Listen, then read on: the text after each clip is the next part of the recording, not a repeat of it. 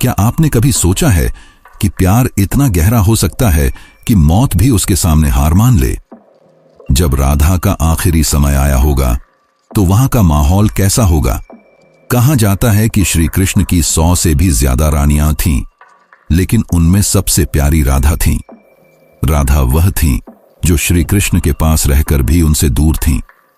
आखिर राधा की आखिरी इच्छा क्या थी? श्री कृष्ण ने राधा को क्यों छोड़ दिया, जैसे उन्होंने अपने जीवन का एक हिस्सा खो दिया हो? क्या यह सब गांधारी के शाप की वजह से हुआ? क्या राधा और कृष्ण कभी एक हो पाए? आज मैं आप सभी को इन सवालों के जवाब देने जा रहा हूं। कुछ ऐसे रहस्य जो हम सबसे छिपे हैं। यह एक ऐसी प्रेम कहानी है जिसका न कोई शुरुआत है और न कोई अंत। आइए हम इस यात्रा पर चलते हैं जहां हम जानेंगे कि कैसे श्री कृष्ण और राधा एक हुए, कैसे उनका प्रेम मृत्यु के बाद भी जिंदा रहा। अगर आप हमारे चैनल पर नए हैं तो इस वीडियो को लाइक जरूर करें और कमेंट में राधे राधे लिखना न भूलें। आप सबने सुना ही होगा कि महाभारत के बाद माता गांधारी ने श्री कृष्ण को श्राप दिया था। उसी श्राप के कारण द्वारका नगरी समुद्र में डूब गई और अंत में श्री कृष्ण ने भी अपना देह त्याग दिया। हम में से ज्यादातर लोग यही मानते हैं कि यहीं पर श्री कृष्ण की कहानी खत्म हो जाती है, लेकिन असल में ऐसा नहीं है। श्री कृष्ण और राधा रानी की एक अद्भुत प्रेम गाथा है जिसे बहुत कम लोग जानते हैं। बरसाना कोई आम जगह नहीं थी, यह एक पवित्र स्थान था। वहां की पुरानी पगडंडियों पर कभी श्री कृष्ण अपनी लीलाएं किया करते थे। आज भी वहां प्रेम, हंसी, बांसुरी की धुन और उस दुख की गूंज बाकी थी जिसने युगों युगों से प्रेमियों को जिंदा रखा है। लेकिन इस प्रेम कहानी की शुरुआत न बरसाने से होती है, न उन गलियों से। इसकी शुरुआत तब होती है जब राधा बूढ़ी हो चुकी थीं। उनका शरीर झुक गया था, लेकिन उनका मन आज भी पूरी तरह श्री कृष्ण का था। उनका दिल आज भी उनके लिए धड़कता था। जब कोई बांसुरी बजाता तो राधा के चेहरे का सारा दुख गायब हो जाता। उनका मन खुशी से भर जाता और एक हल्की सी मुस्कान छा जाती, जैसे पुरानी यादें फिर से ताजा हो गई हों। जब श्री कृष्ण ने मथुरा छोड़ा था तब राधा ने न तो कहीं शरण ली, न ही किसी से शादी की। वे अकेले रहने लगी। हर सुबह वे उठती, यमुना के किनारे जाती और जल चढ़ाती, फिर अपनी कुटिया में लौटकर श्री कृष्ण के आने का इंतजार करती। यही उनकी दिनचर्या थी। वे हर दिन यही करती, मानो उन्हें पक्का यकीन था कि कृष्ण जरूर लौटेंगे। गांव वालों को नहीं पता था कि राधा कौन है और कहां से आई हैं। वे उन्हें एक साध्वी समझते थे, लेकिन सभी जान गए थे कि राधा का सब कुछ श्री कृष्ण को समर्पित है, मानो उन्होंने अपना पूरा जीवन ही कृष्ण के नाम कर दिया हो। एक सुबह राधा अपनी आदत के मुताबिक यमुना तट पर जल चढ़ाने गईं। तभी उन्होंने आसमान की ओर देखा। चारों तरफ सन्नाटा छा गया। उनके दिल में एक अजीब सी हलचल हुई, जैसे पूरा ब्रह्मांड उन्हें कुछ बताना चाहता हो। उसी दिन वे अपनी कुटिया में तुलसी के पौधे के नीचे बैठ गईं और बोलीं, अब मेरे जाने का समय आ गया है, लेकिन मैं तब तक अपने शरीर को नहीं छोड़ूंगी जब तक श्री कृष्ण खुद मुझे विदा न करें। राधा ने कहा, मैं तभी इस शरीर को त्यागूंगी जब श्री कृष्ण मेरे सामने आएंगे और प्यार से मेरा नाम लेंगे, राधे। यह सुनकर गांव वाले हैरान हो गए। वे सोचने लगे कि इतना बड़ा राजा एक बूढ़ी औरत से मिलने क्यों आएगा, लेकिन किसी ने भी राधा की भक्ति पर शक नहीं किया। राधा ने अपना पूरा जीवन श्री कृष्ण के प्रेम में बिताया था। उनके दिल में आज भी कृष्ण के लिए अनोखा प्रेम था। उधर द्वारका में बैठे श्री कृष्ण का दिल सूना था। कहते हैं, सब कुछ पाने के बाद भी इंसान के पास कुछ नहीं होता। कृष्ण की भी कुछ ऐसी ही हालत थी, लेकिन उनके मन में एक अजीब सा खिंचाव था। उन्होंने अपनी आंखें बंद की और राधा की आवाज उनके कानों में गूंज उठी। उस पल उनके दिल को सुकून मिला, लेकिन आंखों में आंसू थे। उन्होंने सब कुछ छोड़कर तुरंत उस एकांत कुंज की ओर चल पड़े जहां राधा रानी उनकी प्रतीक्षा कर रही थीं। जब श्री कृष्ण वहां पहुंचे तो देखा कि राधा तुलसी के पेड़ के नीचे ध्यान में डूबी बैठी थीं। कृष्ण ने पुकारा, राधे। ये आवाज सुनते ही राधा की आंखें खुल गईं। उनके चेहरे पर खुशी की लहर दौड़ गई। राधा ने कहा, प्रभु, अब मेरे जाने का समय आ गया है। मेरी आत्मा अब शांति चाहती है। कृष्ण ने उनकी आंखों में देखा। उन आंखों में सिर्फ कृष्ण के लिए प्रेम था। न उसे शब्दों में बयां किया जा सकता था, न छिपाया जा सकता था। श्री कृष्ण ने राधा का हाथ थाम लिया। धीरे धीरे राधा की सांसें धीमी होने लगीं और उसी तुलसी के पेड़ के नीचे उन्होंने अपने प्राण छोड़ दिए। लेकिन यह अंत नहीं था। उसी पल एक ऐसा रहस्य जन्मा जिसे सुनकर आप हैरान रह जाएंगे। राधा रानी ने अपने शरीर को छोड़ दिया था और उनकी आत्मा को मोक्ष मिल चुका था, लेकिन उनके आखिरी शब्द अभी भी कृष्ण को भूल नहीं पाए थे। उनके अंतिम शब्द थे, जब इस धरती पर प्रेम का मतलब खत्म होने लगेगा, तब मैं फिर से जन्म लूंगी, मैं वापस आऊंगी, क्योंकि प्रेम हमारे जीवन का सबसे बड़ा हिस्सा है, इसे खत्म नहीं होने दे सकते। जहां राधा ने अपना शरीर त्यागा था, वहां एक नया पौधा उगा। यह पौधा ऐसा था मानो स्वर्ग से आया हो।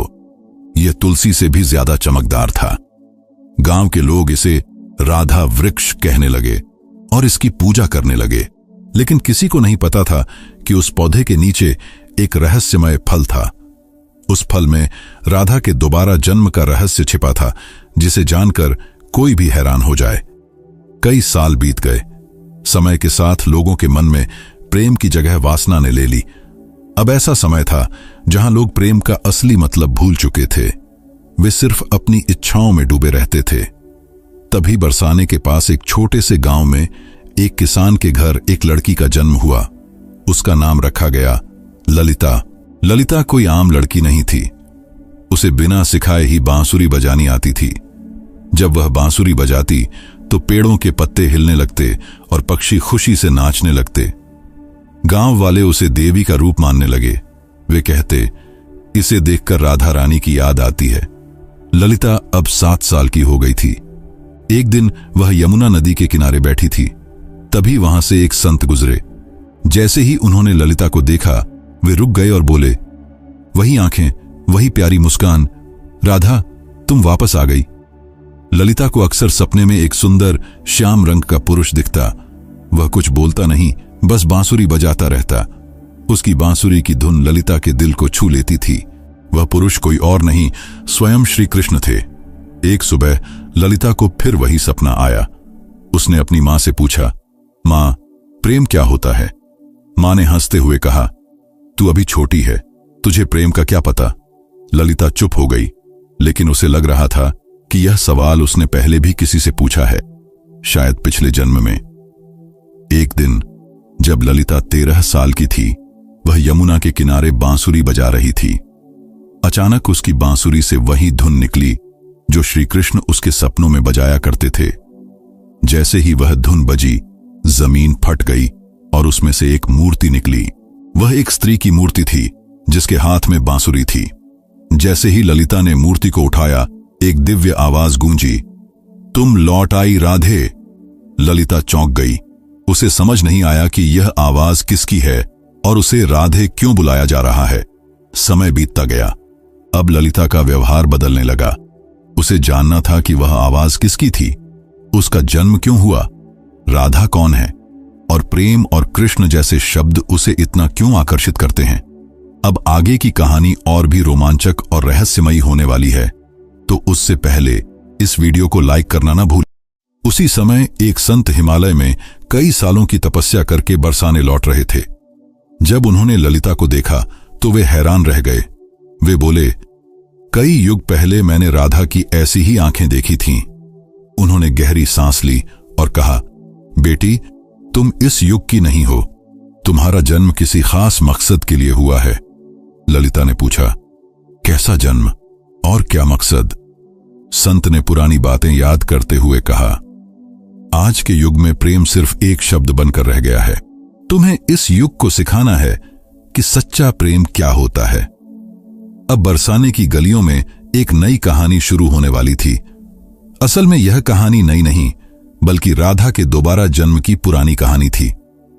ललिता अब जवान हो रही थी। उसका मन बेचैन रहने लगा, जैसे कोई उसे बार बार पुकार रहा हो। वह हर दिन यमुना के किनारे बैठकर उस शख्स के बारे में सोचती जिसका चेहरा उसे याद आता था। वह शख्स कोई और नहीं, श्री कृष्ण थे। एक दिन ललिता ने अपनी मां से उत्सुकता में पूछा, मां, क्या प्रेम बिना बोले भी हो सकता है? मां ने जवाब दिया, बेटी, सच्चा प्रेम वही है जो बिना कुछ कहे दिल से दिल तक पहुंच जाए। लेकिन ललिता का मन तो उस शख्स के लिए धड़क रहा था जिसे वह जानती तक नहीं थी, जिससे वह कभी मिली भी नहीं थी। एक दिन संत ने ललिता को अपने आश्रम बुलाया और कहा, राधा, अब समय आ गया है। कृष्ण ने इस युग में जन्म ले लिया है, लेकिन वे एक ब्रह्मांड के रूप में आए हैं। तुम्हें उन्हें ढूंढना होगा। ललिता खुशी से झूम उठी, क्योंकि जिस पल का वह सालों से इंतजार कर रही थी वह पल आ गया था। ललिता ने पूछा, संत जी, मैं कृष्ण को कैसे पहचानूंगी? संत ने जवाब दिया, जब तुम उनके सामने जाओगी तुम्हारा दिल खुद बता देगा कि वे कृष्ण हैं। लेकिन संत ने चेतावनी भी दी, यह युग बदल गया है। अब तुम्हारी परीक्षा और भी मुश्किल होगी। तुम्हें पूरे संसार से लड़कर प्रेम का असली मतलब समझाना होगा। श्री कृष्ण इस युग में एक युवा साधु के रूप में जन्म ले चुके थे, जिनका नाम था अनंतानंद। वे लोगों को उपदेश देते थे। कोई नहीं जानता था कि अनंतानंद असल में कौन है। वे अपने प्रवचनों में कहते, प्रेम का मतलब है त्याग और समर्पण। प्रेम शरीर का नहीं, आत्मा का रिश्ता है। उनके शब्द लोगों के दिल को छू जाते थे और लोग सुनकर रो पड़ते थे। लेकिन अनंतानंद भी अंदर से अधूरा महसूस करते थे। वे हर रात यमुना के किनारे बैठकर उस स्त्री की याद में खो जाते थे जो उनके सपनों में आती थी। एक दिन संत के कहने पर ललिता ने अपने माता पिता को प्रणाम किया और अपने उस अनजान प्रेम की तलाश में अकेले निकल पड़ी। उसके पास सिर्फ एक छोटी बांसुरी थी और मन में पक्का इरादा। वह गांव-गांव घूमती, कभी कथाएं सुनती, कभी साधुओं से मिलती, इस उम्मीद में कि उसे उसका प्रेम मिल जाए। लेकिन किसी साधु में वह चमक नहीं थी जिसकी उसे तलाश थी। कई दिन बीत गए, पर ललिता को उसका रास्ता नहीं मिला। एक दिन एक बूढ़ी औरत ने ललिता से पूछा, बेटी, तुम इधर उधर क्यों भटक रही हो? ललिता ने जवाब दिया, मैं किसी को ढूंढ रही हूं। बूढ़ी औरत ने ललिता को देखकर राधा की याद की और कहा, तुम बांसुरी बजाओ। जो तुम्हारे लिए बना है वह बांसुरी की धुन सुनकर खुद तुम्हारे पास आ जाएगा। ललिता गांव-गांव घूमती, बांसुरी बजाती। 8 गांव बीत गए, पर वह शख्स उसे नहीं मिला। फिर एक दिन ललिता एक पहाड़ की चोटी पर खड़ी होकर बांसुरी बजाने लगी। उसी पल कई मील दूर अनंतानंद की आंखें नम हो गईं। उन्हें वह धुन सुनाई दी। ललिता को भी लगा कि यह धुन उसे अपनी ओर खींच रही है, लेकिन वह अनंतानंद को ढूंढ नहीं पाई। अब वह थक चुकी थी, उसकी हिम्मत टूटने वाली थी। तब ललिता ने प्रण लिया, अगर अगली पूर्णिमा तक मैं उसे नहीं ढूंढ पाई तो यमुना के किनारे अपनी जान दे दूंगी। उस दिन ललिता ने आखिरी बार अपनी बांसुरी बजाई। उसकी धुन इतनी गहरी थी कि सुनने वाला भीग जाए। उसी पल हिमालय में बैठे अनंतानंद को वह धुन सुनाई दी। वे उस धुन को पहचान गए। इसके बाद अनंतानंद ने हिमालय छोड़ दिया। उसी रात ललिता को एक खास सपना आया। इस बार सपना साधारण नहीं था। इसमें राधा और कृष्ण यमुना के किनारे साथ बैठे थे। राधा ने कृष्ण से पूछा, प्रभु, क्या इस बार भी मेरी प्रेम कहानी अधूरी रह जाएगी? कृष्ण ने जवाब दिया, नहीं राधे, इस बार दुनिया को तुम्हारे प्रेम की पूरी कहानी दिखेगी। सपना टूटा और ललिता के मन में एक नई उम्मीद जागी। अब वह वहां पहुंच गई जहां अनंतानंद आने वाले थे, वृंदाधाम। वृंदाधाम कोई आम जगह नहीं थी। यह एक पवित्र स्थान था जहां कहा जाता है कि राधा रानी ने कसम खाई थी कि जब तक उनका प्रेम अधूरा रहेगा वे बार बार लौटेंगी। उसी समय वृंदाधाम में एक कथा चल रही थी जिसे अनंतानंद सुना रहे थे। ललिता वहां पहुंची और दूर से ही अनंतानंद को देखा। पीछे खड़ी ललिता उनके चेहरे को पहचान रही थी। उनकी आवाज सुनकर ललिता का दिल बेचैन हो उठा, जैसे कोई शांति उसे छू गई हो। उनकी बातें उसे बहुत प्रभावित कर रही थीं। अनंतानंद उस कथा में प्रेम के बारे में बता रहे थे। वे कह रहे थे, प्रेम वह नहीं जो आपके साथ रहे और आपके साथ जिए। सच्चा प्रेम तो वह है जो दूर रहकर भी आपके दिल के पास हो। वे यह बोल ही रहे थे कि उनकी नजर ललिता से मिली। दोनों एक पल के लिए मूर्ति की तरह रुक गए। अनंतानंद ने कथा छोड़ दी और ललिता की ओर दौड़े। ललिता ने धीरे से पूछा, क्या आज भी मेरी आवाज आपको सुनाई देती है? अनंतानंद ने उनकी आंखों में देखकर कहा, राधे, तुम आ गई। यह पल ऐसा था जैसे समय रुक गया हो, लेकिन इसके बाद जो हुआ वह और भी हैरान करने वाला था। अचानक आसमान में काले बादल छा गए। तभी एक साधु, जिनका नाम कुरंगनाथ था, वहां प्रकट हो गए। वे नहीं चाहते थे कि राधा और कृष्ण का मिलन पूरा हो। उनका मानना था कि अगर ऐसा हुआ तो लोग प्रेम को धर्म से बड़ा मानने लगेंगे, जो समाज के लिए ठीक नहीं होगा। कुरंगनाथ ने कहा, तुम्हारा प्रेम आज के नियमों के खिलाफ है। आज का समाज न इसे समझ पाएगा, न बर्दाश्त कर पाएगा। अनंतानंद ने जवाब दिया, प्रेम दो आत्माओं का मिलन है। तब कुरंगनाथ ने उनकी आखिरी परीक्षा रखी और बोले, अगर ललिता ने अगली पूर्णिमा से पहले आंखों पर पट्टी बांधकर तुम्हें ढूंढ लिया तो तुम्हारी प्रेम कहानी पूरी मानी जाएगी, वरना तुम्हें युगों युगों तक फिर से बिछड़ना होगा। अनंतानंद यह सुनकर चुप हो गए, लेकिन ललिता ने हिम्मत और प्रेम से भरा जवाब दिया, मैं आपकी शर्त मानती हूं। पूर्णिमा की रात नजदीक आ रही थी। यह परीक्षा ललिता के लिए सिर्फ एक शर्त नहीं थी, बल्कि उसके प्रेम और धैर्य की जंग थी। वह खुद जानना चाहती थी कि क्या बिना देखे सिर्फ दिल की पुकार से प्रेम को ढूंढा जा सकता है। शर्त मानने के बाद ललिता ने अपनी आंखों पर पट्टी बांध ली और कसम खाई कि वह किसी को नहीं देखेगी जब तक उसका दिल उसे उसके प्रेम यानी श्री कृष्ण तक न ले जाए। कुछ लोग उसका मजाक उड़ाने लगे और बोले, आजकल की लड़कियां सिर्फ दिखावा करती हैं, प्रेम नहीं। लेकिन कुछ लोग ऐसे भी थे जिन्होंने ललिता का हौसला बढ़ाया। वे बोले, राधे, तुम इस युग में प्रेम को जरूर जीत दिलाओगी। उधर अनंतानंद एक सुनसान गुफा में ध्यान में डूबे थे। वे बार बार सिर्फ एक शब्द दोहरा रहे थे, राधे। वे न कुछ खा रहे थे, न कुछ पी रहे थे। उनके शिष्य घबरा गए और बोले, गुरुदेव, अगर आपने कुछ नहीं खाया तो आप जीवित नहीं रह पाएंगे। अनंतानंद ने जवाब दिया, मेरा जीवन तो सिर्फ राधे में बसता है। उन्होंने अपने शिष्यों को सख्ती से कहा, ललिता को मेरे ठिकाने के बारे में कुछ नहीं बताना और न ही उसकी कोई मदद करनी। वे भी जानना चाहते थे कि क्या इस युग में भी राधा सिर्फ अपनी आत्मा की पुकार से उन्हें ढूंढ पाएगी। ललिता ने आंखों पर पट्टी बांधी और गांव गांव घूमने लगी। वह हर साधु से पूछती, क्या आप अनंतानंद हैं? लेकिन कोई भी वह शख्स नहीं था जिसे वह ढूंढ रही थी। कुछ साधुओं ने झूठ बोला, हां, मैं ही अनंतानंद हूं।